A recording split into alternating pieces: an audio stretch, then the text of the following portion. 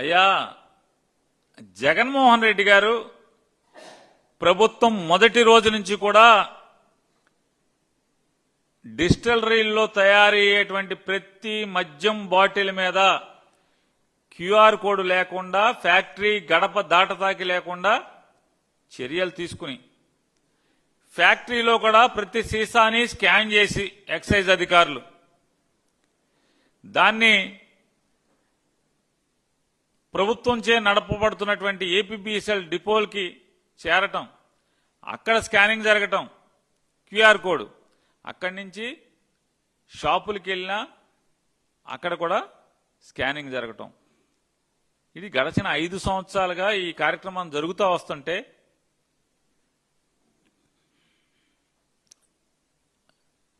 మరి మీరే కనిపెట్టినట్టు ఇవాళ ఏంటి? నారా చంద్రబాబు నాయుడు గారు ముఖ్యమంత్రిగా, కొల్లు రవీంద్ర గారు సారా మంత్రిగా మీరు బాధ్యతలు తీసుకోగానే ఈ క్యూఆర్ కోడ్ బ్రాందీ సీసాల మీద క్యూఆర్ కోడ్ ముద్రించడం లేకపోతే అది అతికించడం ఎందుకు రద్దు చేశారు? ఎందుకు రద్దు చేశారు? ఇవాళ మళ్ళీ దాన్ని ఏదో కొత్తగా మీరు కనిపెట్టినట్టు మళ్ళీ ఎందుకని ఈ డ్రామాలు ఆడుతున్నారు? ప్రతి సీసా మీద కొత్తగా మీరే కనిపెట్టినట్టు. జగన్మోహన్ రెడ్డి గారు ఉండగా 5 ఏళ్లు క్యూఆర్ కోడ్తో మాత్రమే మద్యం సీసాల అమ్మకం సాగితే ఇవాళ మీరు దాన్ని ఎందుకు రద్దు చేసి ఈ సంవత్సరం 6 మాసాల తర్వాత దాన్ని మళ్ళీ ఎందుకు ప్రవేశపెడుతున్నారు? ఎందుకంటే రాష్ట్ర వ్యాప్తంగా వీళ్లు సాగిస్తున్నటువంటి మద్యం దందాలు కుళ్ళు కంపు కొట్టి స్థాయికి వచ్చాక రాష్ట్రం మొత్తం మీద పాలకుల యొక్క వాటాలు తీసుకునే స్థాయికి దాని నుంచి కూడా వీళ్ళ చేయి దాటి కల్తీ మద్యం పరిశ్రమలు విచ్చలవిడిగా వీళ్ళు అనుకుంటున్నటువంటి పరిస్థితులు చూసి కంగారు వచ్చినట్టుంది. కంగారు వచ్చి ఇప్పుడు కొత్తగా ఈ డ్రామా మొదలుపెట్టారు, క్యూఆర్ కోడ్ డ్రామా. 16 మాసాలుగా మీ దొంగ వ్యాపారం, నకిలీ వ్యాపారం మేమే పట్టుకున్నాం కదా అని ఒక సోగ్గాడు మాట్లాడుతున్నాడు. ఆయన మీరు పట్టుకోలా, ఆ ఫ్యాక్టరీల్లో తయారై ఫ్రాంచైజీల ద్వారా రాష్ట్ర వ్యాప్తంగా ఉన్నటువంటి అన్ని మద్యం దుకాణాలు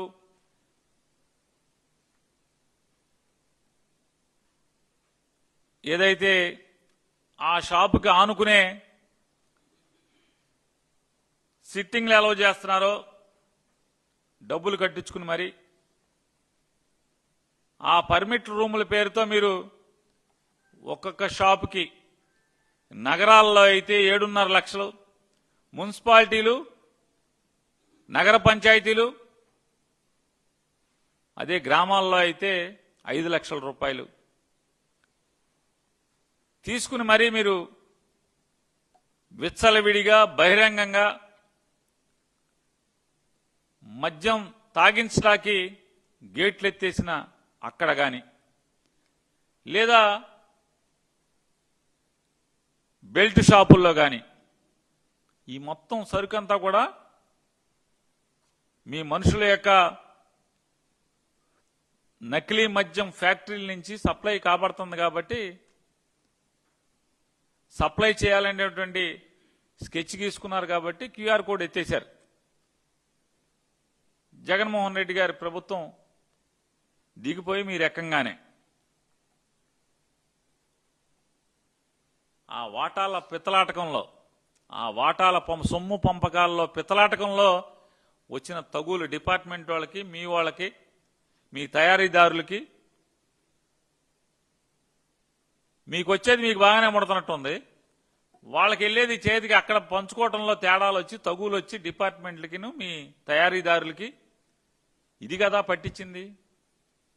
మీరేదో పట్టించినట్టు అంటారు. పట్టుకుని ఫోటోలు బయటకు వచ్చే వరకు మీకు తెలియదు కదా పట్టేసుకున్నారని. చేతులు కాలేక ఆకులు పట్టుకున్న చందాన ఇవాళ క్యూఆర్ కోడ్ అన్నారు. మీ వ్యాపారం అలరైపోయాక క్యూఆర్ కోడ్. రాష్ట్ర వ్యాప్తంగా 3736 అధీకృత మద్యం దుకాణాలు ప్రైవేట్ వ్యక్తుల చేతుల్లో మీరు పెడితే, సాధారణంగా ఎక్కడన్నా 10 షాపులకో 100 షాపులకో లేకపోతే బాగా అయితే 500 షాపులకో 1000 షాపులకో పర్మిట్ రూములు ఉంటే అనుకోవచ్చు. రాష్ట్రంలో 3736 మద్యం దుకాణాలుంటే, అంటే రిటైల్ అవుట్లెట్లు, పర్మిట్ రూములు కూడా 3736 పర్మిట్ రూములు. అంటే ఒక్క బ్రాందీ షాప్ కూడా పర్మిట్ రూమ్ లేకుండా లేదు ఈ రాష్ట్రంలో. దాన్ని బట్టి 16 మాసాలుగా ఎంత మీరు దోచుకు తిన్నారు, ఎంతగా ఈ రాష్ట్ర ప్రజల యొక్క ఆరోగ్యాన్ని సర్వనాశనం చేశారు.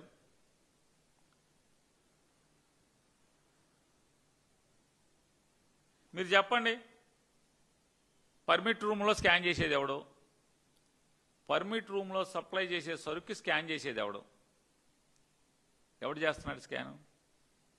2, ఈ రాష్ట్రంలో 3736 మద్యం దుకాణాలు, 3736 పర్మిట్ షాపులు ఉంటే 1,50,000 పైచీలకు బెల్ట్ షాపులు అన్నమాట. వాస్తవా కాదా? ఒక పంచాయతీలో 5, 6, 7, పెద్ద పంచాయతీ అయితే 10, 15, 20 బెల్ట్ షాపులు ఉన్నాయి కదా.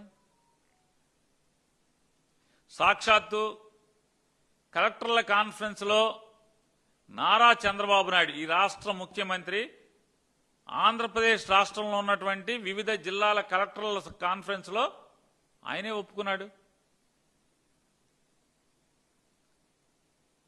నారాయణ కావాలంటే మీరు ఆ కలెక్టర్స్ కాన్ఫరెన్స్ వీడియోలు చూడండి ఒకసారి. ఆయన చెప్పాడు, మీనా ఎక్సైజ్ కమిషనర్ మీనాతో మాట్లాడుతూ మద్యం డిజిటల్ పేమెంట్లు జరుగుతున్నాయా, బాగా మొత్తం అంతా జరుగుతున్నాయా అని ఈయన అడుగుతున్నాడు. అతను అంటాడు, సార్ ఇప్పుడు అడిగింది ఏంటి నారా చంద్రబాబు నాయుడు? అరే బాబు, మనం జగన్మోహన్ రెడ్డి గారిని 100 విమర్శించి వచ్చాం, విషం చిమ్మొచ్చాం. మరి మన షాపుల్లో ఇవాళ మన ప్రభుత్వంలో డిజిటల్ పేమెంట్లు జరుగుతున్నాయా అని అడిగితే అతను అంటాడు, సార్ జగన్ గారి గవర్నమెంట్లో 0.6% డిజిటల్ సేల్స్ సార్, మన గవర్నమెంట్లో సుమారుగా 25% అని చెప్తున్నాడు డిజిటల్ సేల్స్. అంటే నారా చంద్రబాబు నాయుడు గారు చెప్తున్నాడు, no no no no you must insist, నువ్వు ఇన్సిస్ట్ చేయాలి కదా. 25% ఏంటి, 100% ఉండాలి కదా. ఇది ఒకటేనయ్యా, నువ్వు గుర్తుపెట్టుకో మీనా. వీళ్ళు ఎందుకని డిజిటల్ అమ్మరంటే బెల్ట్లు అమ్మాలి కదా, బెల్ట్లు సరుకేయాలి కదా, అందుకని డిజిటల్ పేమెంట్ చేయరని చంద్రబాబు చెప్తున్నాడు. నేను మాట్లాడలా. ఈ రాష్ట్ర ముఖ్యమంత్రి నారా చంద్రబాబు నాయుడు కలెక్టర్స్ కాన్ఫరెన్స్లో ఎక్సైజ్ కమిషనర్ మీనాతో మాట్లాడుతూ కాన్వర్సేషన్, ఇవన్నీ ఆంధ్రజ్యోతి, TV5, ఈటీవీ, మహాబొహా మొత్తం అందరూ కూడా దీన్ని లైవ్ టెలికాస్ట్ చేశారు.